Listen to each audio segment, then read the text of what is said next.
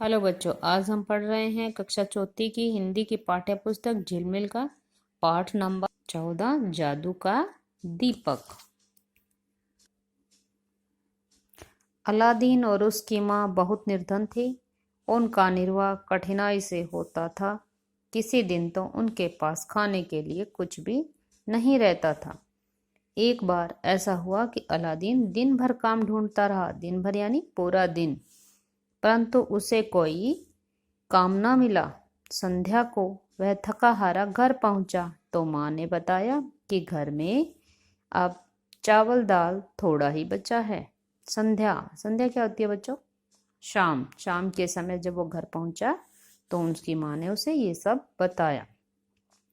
दोनों को चिंता थी कि यदि कल भी काम न मिला तो निर्वाह कैसे होगा। निर्वाह किस प्रकार होगा? निर्वाह क्या होता है बच्चों? निर्वाह होता है गुजारा। खाने पीने का सामान नहीं होने के कारण वो क्या खाएंगे, कैसे रहेंगे, ये चीज।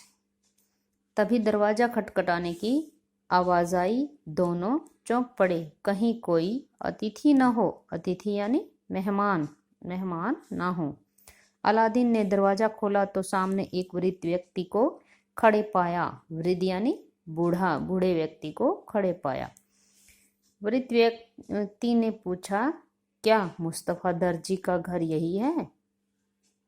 अलादीन ने कहा, जी हाँ, आप कौन हैं? मैं तुम्हारे पिताजी का भाई हूँ। कई वर्ष पहले मैं विदेश चला गया था, अभी अभी लौटा हूँ। तुम्हारे पिता कहाँ हैं? वृद्ध ने पूछा। तो बच्चों, इस पेज से हमें ये पता चला कि ये बच्चा है अलादीन, ये है इसकी माँ, और ये इनके घर में खाने पीने का सामान की कमी रहती है। ये बहुत निर्धन हैं, यानी कि गरीब हैं, और ये घर में दो ही सदस्य हैं। इनके पास एक मेहमान आता है। आगे बढ़ते हैं।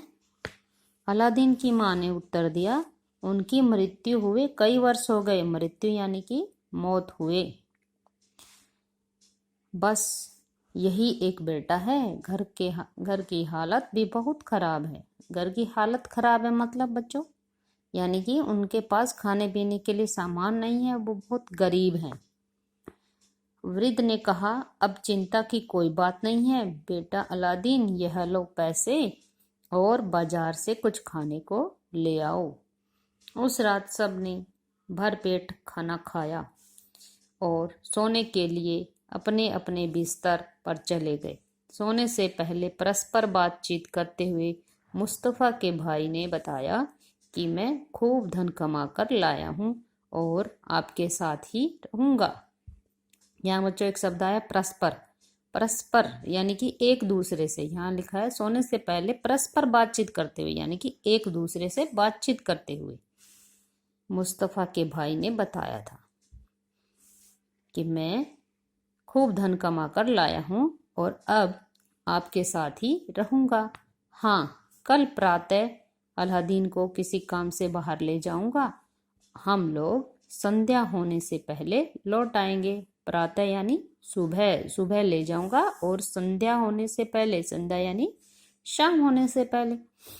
आगे लिखा है, वास्तव में वह मुस्तफ़ा का भाई न था, वह जादूगर था। वास्तव, वास्तव यहाँ एक नया शब्द आया, वास्तव। वास्तव का मीनिंग होता है सच में। सच्ची में तो वो उसका भाई नहीं था। वो कौन था? जादूगर था। प्रातः होने पर अलादीन को लेकर शहर के बाहर जंगल में पहुंचा।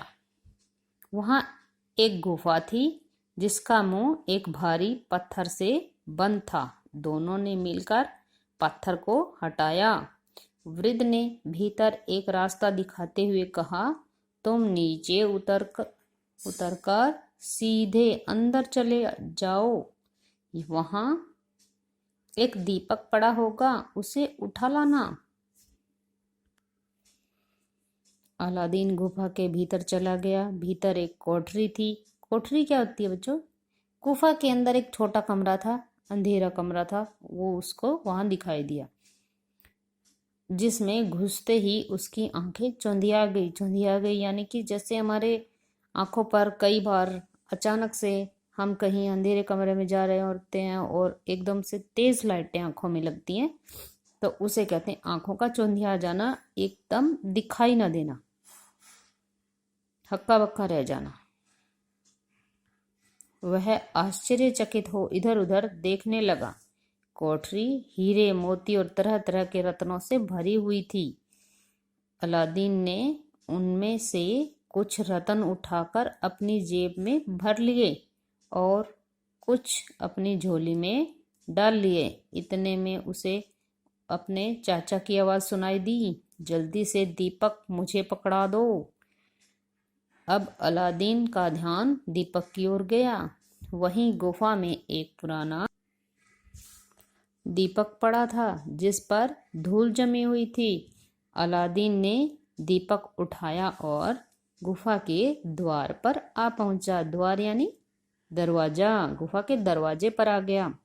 चाचा जी, मेरा हाथ पकड़कर मुझे ऊपर खींच लीजिए, वह बोला। पहले दीपक मुझे पकड़ा दो, वृद्ध ने कहा। अब इन दोनों की बातचीत में झगड़ा सा हो गया लगभग कि उसके चाचा तो चाहते थे कि दीपक पहले मुझे दे दे, लेकिन अलादीन चाहता था कि चाचा जी पहले मेरा हाथ पकड़कर मुझे बाहर निकाल ले। अलादीन अपनी बात पर डटा रहा और जादूगर अपनी बात पर। इस तरह कुछ समय बीत गया तो जादूगर क्रोधित होकर बोला, अच्छा तो फिर यहीं रहो। क्रोधित होकर यानी गुस्से से बोला। उसने गुफा के मुंह पर भारी पत्थर रख दिया और स्वयं वहां से चला गया। अलादीन बहुत चिल्लाया परंतु किसी ने उसकी आवाज न सुनी। थक कर वह जमीन पर बैठ गया। उसके हाथ में दीपक था। किसी तरह रगड़ लग गई और एक जिन उसमें से प्रकट हो गया। जिन कौन होता है बच्चों? ये देखो यहाँ, ये एक भूत प्रेत जैसा आत्मा होती है और ये इस दीपक में से निकला है। अब अलादीन यहाँ डरा हुआ है। उसे क्या समझ आएगा कि कौन आ गया है। अब देखें आके क्या कहता है वो। अलादीन भय से कांपने लगा। ऊंची आवाज में जिन बोला, बोलिए मालिक, क्या आज्ञा है? अलादीन ने कांपते हुए स्वर में पूछा, तुम कौन हो? कांपते हुए स्वर में यानी घबराए हुए। जिन ने उत्तर दिया, मैं इस दीपक का सेवक हूँ। जिसके पास यह दीपक रहता है वही मेरा स्वामी होता है। अब अलादीन की जान में जान आई। वह बोला, मुझे मेरे घर पहुंचा दो। जिन ने पलक झपकते ही अलादीन को उसके घर पहुंचा दिया। अलादीन जिन से कहकर एक बहुत बड़ा महल बनवाया और अपनी माँ के साथ सुख से रहने लगा। बच्चों, आज की वीडियो में हम इतना ही पाठ पढ़ेंगे। अब हम इसके कठिन शब्दार्थों को कॉपी में लिखेंगे। हाँ तो बच्चों, ये देखिए मैंने इस पाठ के कठिन शब्दार्थों को लिखा है। आप भी इसको मेरे साथ साथ पढ़िए और लर्न कीजिए। कठिन शब्द और ये लिखे हैं अर्थ। निर्धन, गरीब, निर्वाह, गुजारा, दिन भर, पूरा दिन, संध्या, शाम, अतिथि, मेहमान, वृद्ध, बूढ़ा, मृत्यु, मौत, परस्पर, एक दूसरे से, प्रातः, सुबह, वास्तव, सच या हकीकत, कोठरी, गुफा के अंदर का छोटा, आश्चर्यचकित, हैरान, द्वार, दरवाजा, क्रोधित, गुस्से से, कांपते स्वर में, घबराई हुई आवाज में। हाँ तो बच्चों, आप इनको अपनी कॉपी में लिखिए, लर्न कीजिए और मेरे वीडियो को लाइक करना, सब्सक्राइब करना और शेयर करना मत भूलिए। Thank you.